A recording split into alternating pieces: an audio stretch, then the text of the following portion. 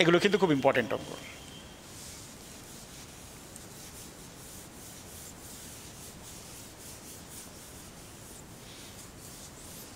আরেকটা খুব ইম্পর্টেন্ট অঙ্ক দেখো, 1/√1 + sin x। অর্থাৎ তোমরা ম্যাক্সিমামই তো এসএনদের বই নিশ্চয়ই ফলো করছো, সেখানে সাবস্টিটিউশন ফার্স্ট চ্যাপ্টারের সাবস্টিটিউশনের দীর্ঘ উত্তরধর্মীর অঙ্কগুলো পাবে। গত মনে হয় 2 কি 3টে ক্লাস মনে নেই আমার, যে ক্লাসগুলো প্রথম দিকেরগুলো আলোচনা করেছি আমরা, এখন আজকের ক্লাসে কিন্তু দীর্ঘ উত্তরধর্মীগুলো আলোচনা করছি। সেখানে অঙ্কগুলো নিশ্চয়ই পেয়ে যাবে, কোনো না কোনো দাগে পেয়ে যাবে। তা লক্ষ্য করো, রুটের মধ্যে যদি কোনো একটা ট্রাইগোনোমেট্রিক ফাংশন অর্থাৎ ত্রিকোণমিতিক ফাংশন থাকে, আমাদের ফার্স্ট কাজ হচ্ছে করণী মুক্ত করা। তো দেখো, যখন দেখছি sin x, 1 জায়গায় লিখলাম sin²x/2 + cos²x/2। কেন না, এই sin x-টাকে আমরা লিখতে পারবো 2sin x/2 cos x/2।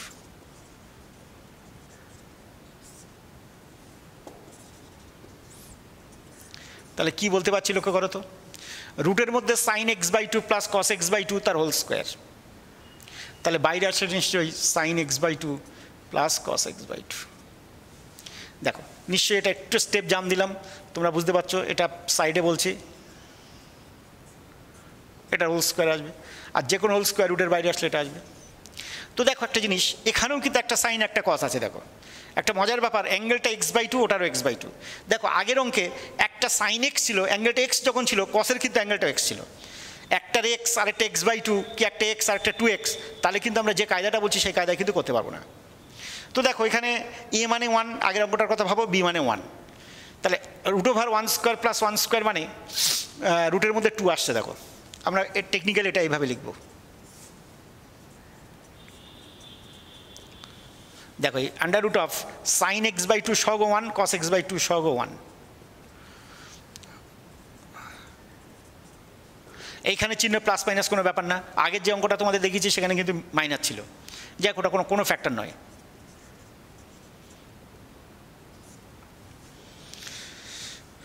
তো লক্ষ্য করো, এই যে 1/√2, কিছু নেই, নিচে √2 আছে, তাহলে অ্যাকচুয়ালি 1/√2 কনস্ট্যান্ট বলে বাইরে বার করে দিলাম। sin x/2 × 1/√2, 1/√2 জায়গায় লেখো cos π/4, তাহলে অবশ্যই এই 1/√2 জায়গায় লিখবে sin π/4। তাহলে লক্ষ্য করো, sin a cos b + cos a sin b ফর্মুলায় চলে আসছে। তাহলে কি বলতে পারবো, dx/sin x/2 + π/4।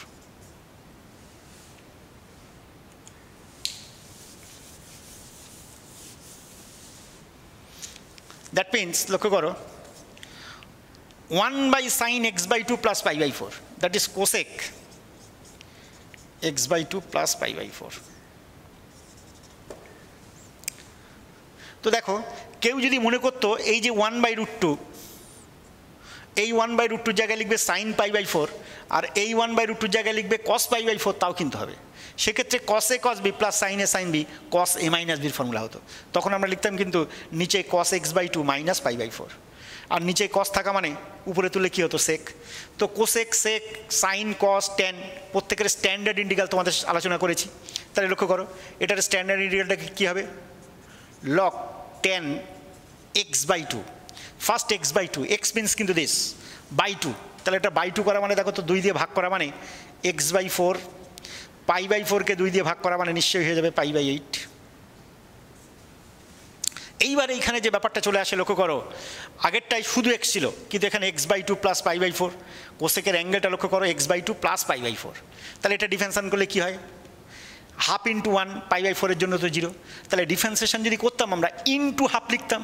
আর তোমরা জানো নিশ্চয়ই ইন্টিগ্রেশনটা কি, ঠিক তার বিপরীত প্রক্রিয়া, সেই জন্য আমরা কি লিখবো, /2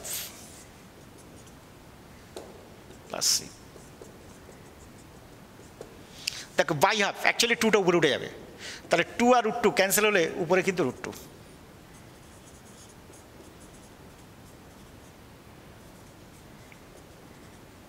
এটা x/4 + π/8 + c। আমরা অঙ্কটা এইভাবে করব। আরও দু একটা ইম্পর্টেন্ট অঙ্ক দেখো, তোমরা এসএনদের বইয়ে লাস্ট যে এটা সেটা একটু দেখবে, তাহলে এগুলো পেয়ে যাবে।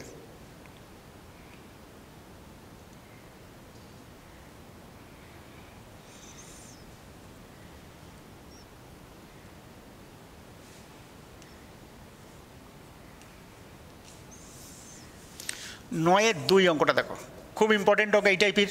দেখবে এই যে অঙ্কটা বলছি তার আশপাশে সব একই টাইপের অঙ্ক আছে, এক্সাম্পলে হয়তো এই টাইপের অঙ্ক এক একটা করে দেওয়া থাকবে, এইগুলো তোমাদের কিন্তু বুঝতে হবে। অঙ্কটা এরকম, sine X by sine X plus alpha. তো লক্ষ্য করো, sine X by sine X plus alpha dx. তো দেখো তুমি X plus alpha equal to Z put করো,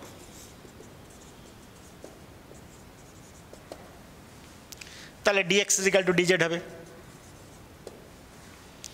এক্স মানে কি বলতে পারবে এখান থেকে, Z minus alpha, sine Z minus alpha by এক্সের জায়গায় জেড মাইনাস আলফা লিখে দিলাম, বাই এক্স প্লাস আলফাকে তো জেড ধরেছি, সাইন জেড। আর ডিএক্স মিনস ডিজেড, আমাকে তো আর এক্স রাখলে চলবে না, জেডের মাধ্যমে আনতে হবে। তাহলে সাইন জেড মাইনাস আলফাটা কী বলতে পারি, sine Z cos alpha minus cos Z sine alpha by sine Z. যদি আলাদা করে দাও, দেখো এটা বাই এটা করো, সাইন জেড কেটে গেলে লক্ষ্য করো শুধু কস আলফা। মাথায় রাখতে হবে এখানে চলরাশি কিন্তু এক্স ছিল, নতুন চলরাশি জেড, তাহলে আলফা কিন্তু কনস্ট্যান্ট টার্ম, তাকে বাইরে বার করে দেব, ডিজেড। মাইনাস লক্ষ্য করো sine alpha constant, cot Z by sine Z, সেটা কিন্তু আমরা লিখতে পারি কট জেড। তাহলে লক্ষ্য করো ডিজেডের জন্য জেড আসবে cos alpha into Z minus sine alpha into cot জেডের স্ট্যান্ডার্ড ইন্টিগ্রাল আমরা জানি log sine Z. Z equal to কী বসিয়ে দেবে, এক্স প্লাস আলফা, বসিয়ে দিলে অঙ্কটা হয়ে যাবে। তো দেখো কেউ যদি এটা না করে আরেকটু অন্য টেকনিকেও করা যেতে পারে। দেখো সেক্ষেত্রে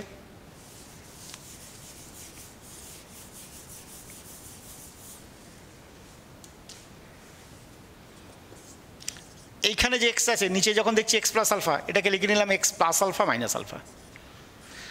বোঝার সুবিধার জন্য মাথায় যেটা দিলাম সেটা রেখা বন্ধনী, এটাকে এ মনে করবো, আলফাটাকে বি মনে করবো, তাহলে আর জেড টেড ধরতে হবে না। দেখো এক্স প্লাস আলফাকে এ মনে করলাম, আলফাটাকে বি মনে করলাম, তাহলে sign A cos B minus cos A sign B.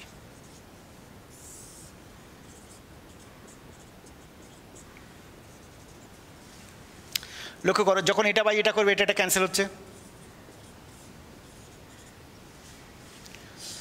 Cos by sine cot, sine alpha তো কনস্ট্যান্ট,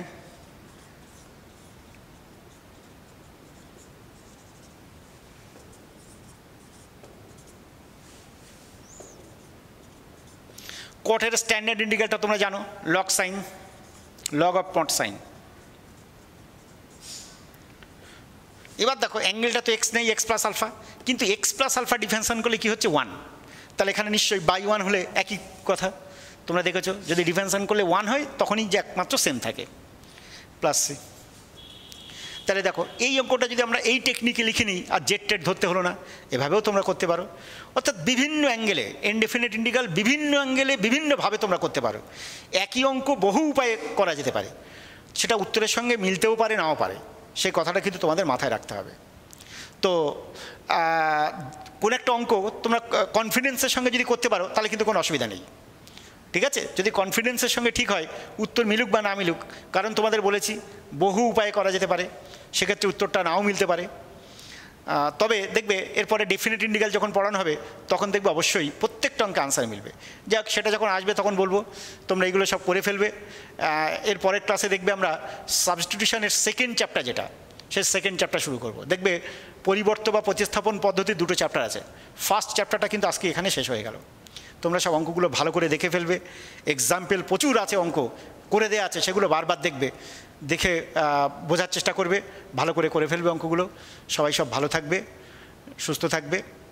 আজকে এখানে শেষ করছি।